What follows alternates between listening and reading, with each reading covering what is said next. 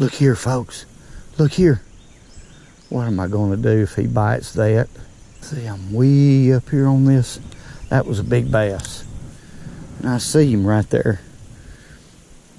Now, I know for sure he can't see me way up here like this. Let's see what we got right here. Oh, it's rare that happens.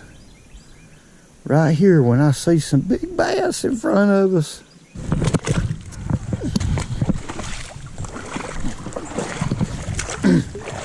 Ooh, you talking about cold.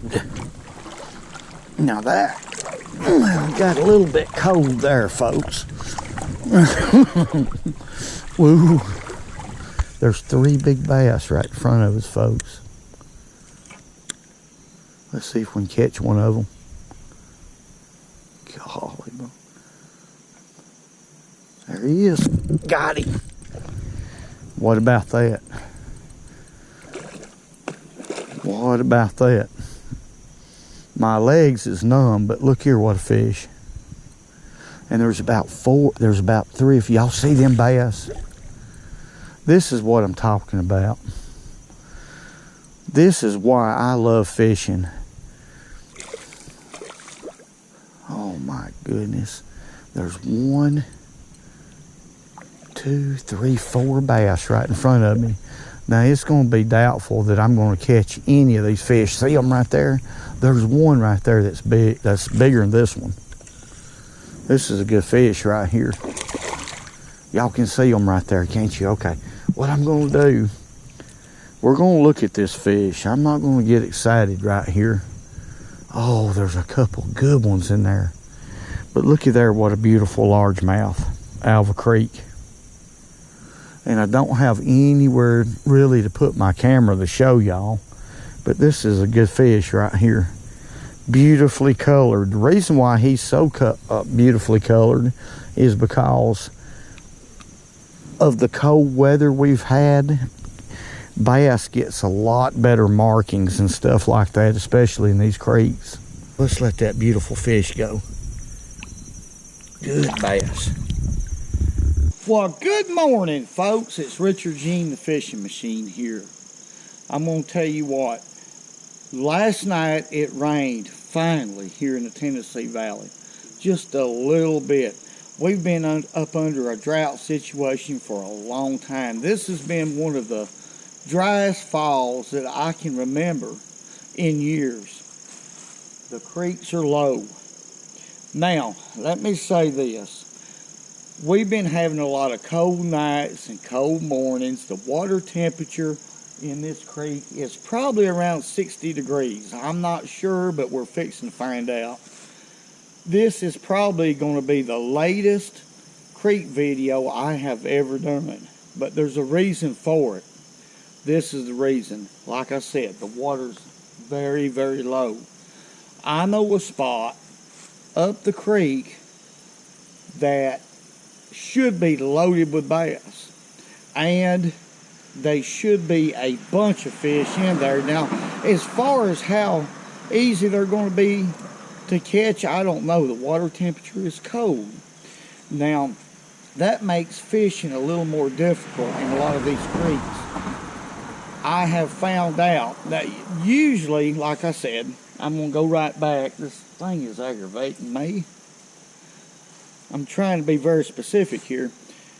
I've never made a creek video this late, simply because it's kind of tough wading the creek right now. The water's very cold.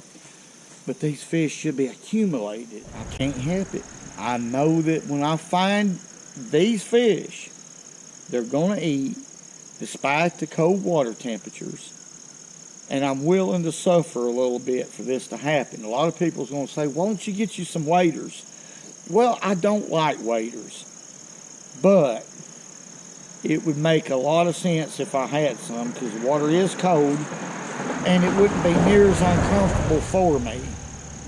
But we're going to see. It may not be as bad as what I think. Just come along with me. Let's see what it's going to be like. Whoa! Tell you what, folks, I'm taking advantage of this trail. I've been walking a pretty good piece It's a lot better than walking in that cold water. I'm gonna go up it just as far as I can. Then we'll go on in the, I'm gonna go up this trail just as far as I can. I'm caught in a bad place right here. Real thick. There's some good old briars and stuff, folks. Okay, what I've done is walked a long ways until the trail run out, and it was a very short trail. And then I've been tromping through the woods. This is the thickest place so far, right at the edge of the creek that I've come up on. And this looks deep. It looks deep. The water is very clear, which I knew it would be. And I gotta get down there, get my feet wet so I can get acclimated, and then we're gonna go to fishing. That's exactly what we're gonna do. Well, I can tell y'all right now, it's pretty doggone cold. Ooh, it's gonna take me some time to get used to this. There's not as, oh my goodness, y'all be still.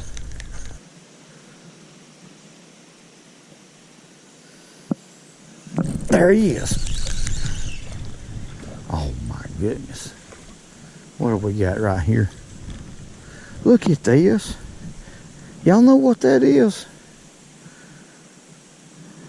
That's a little red eye. That's a little Coosa red eye. Didn't know that they had these, that this fish right here existed in this creek. Didn't realize it. What about that? Ain't that a beautiful little fish? Y'all excuse me for getting excited. I'm just excitable today. It's just one of those days where I thanked the Lord when I got up this morning, which I try to do every morning, but it was an extra good feeling this morning, folks. While we're getting acclimated right here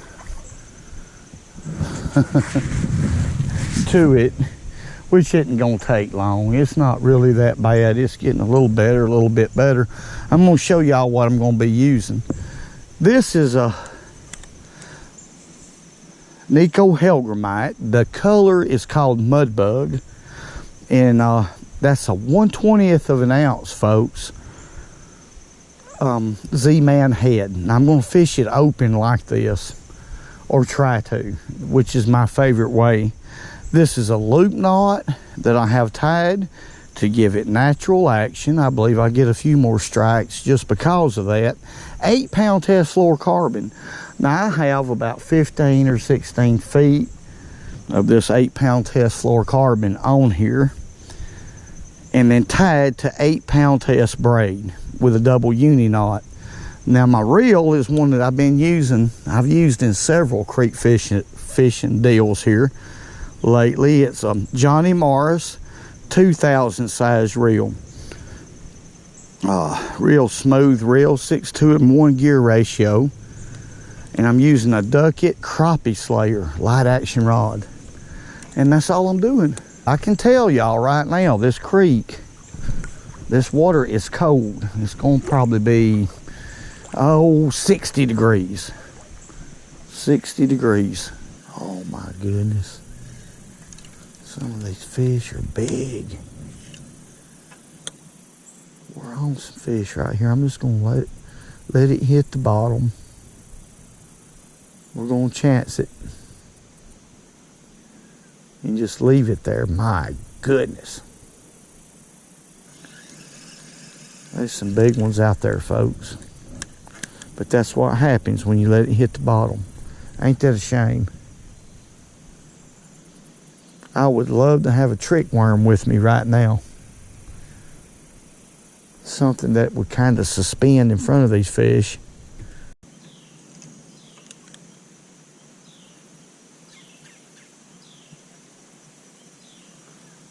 There he is. Got him. That was a hard fish to catch. Hope he stays put. That was a very, very hard fish to catch. I believe it's a largemouth, folks. God, that's a big bass right there that come up to him. My goodness. This one was a very hard fish to catch. Look at there, what a chunk. But there's another one right in front of us. Oh my goodness. I hope I can get a hook into that fish. It's a good one too. Look at there, folks. I'm telling you what, this is a lot of fun. It's fun because it's a heck of a challenge. Heck of a challenge. Let's let him go right here. That largemouth was a lot different color than the rest of them. Did y'all notice that? I want y'all to look right there. Now we're way back up in the wilderness right here. I hope it ain't a pack of wild dogs. When dogs get out in the wild like this, they can be dangerous, real dangerous. But I just seen, that was a dog, and it looked like it was a female with puppies. We're just gonna take our time, be real quiet, and walk up through here and see if we can get bit. If I ever get a bit, If I ever get bit, they've had it. Because I'm working my bait. Hey, look here. Oh, that was a red breast. He toted it for about a foot. He picked that bait up and toted it for about a foot and then dropped it. I thought we had a bass right there. But if I ever get bit, because I'm going to be working my bait different, folks, and I think in this type of water temperature, especially when you're talking about a southern creek, slow is going to be the key. You know, I'm not a real intelligent person. Ain't no doubt about that, folks. I don't claim to be. I don't make claims to be. However, I know one thing. If you eat too many beans, you'll get gas. I know that's right.